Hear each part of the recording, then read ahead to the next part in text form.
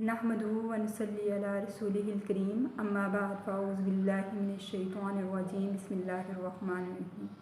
सामीन इकराम अस्सलामु अलैकुम।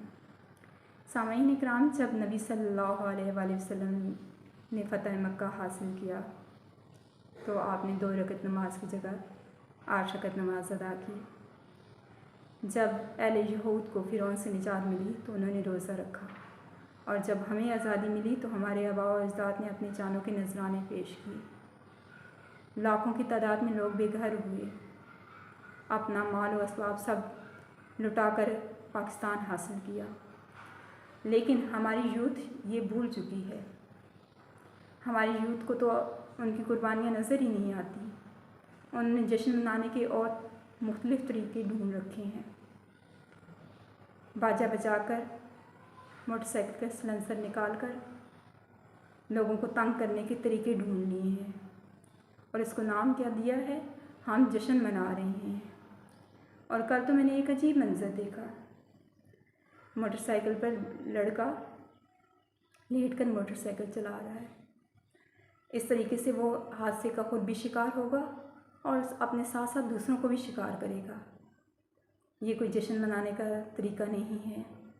और बाजा तो इस्लाम में हराम है, म्यूज़िक इस्लाम में हराम है, लेकिन ये एक ऐसा दिन होता है जिस दिन गली गली नौजवान नस्ल बाजे बजा रही होती है।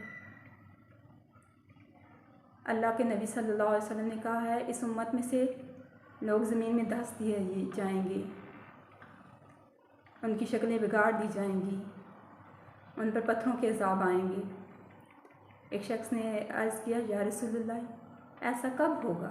आपने फरमाया, जब बांसुरी और बाजा आम हो जाएगा, जब बांसुरी और बाजे का रिवाज हो जाएगा। एक और जगह नबी सल्लल्लाहु अलैहि वसल्लम ने इरशाद फरमाया है, 2 आवाज़ें मलऊन करार दी गई हैं, यानी कि 2 आवाज़ों पर लानत है। एक बाजे की खुशी के मौके पे और एक काम के मौके पे नोहे। तो जिन आवाज़ों पे लानत कर दी गई है वही आवाज़ें आज गली गली जश्न के मौके पे सुनाई दे रही हैं। आप उन लोगों में मत खुद को शुमार करें जिन लोगों पे रब ने लानत की है, अल्लाह के रसूल ने लानत की है। उन लोगों में खुद को शुमार मत कीजिए। सोचिए और आज़ादी मनाने का, जश्न मनाने का कोई और तरीका ढूंढिए।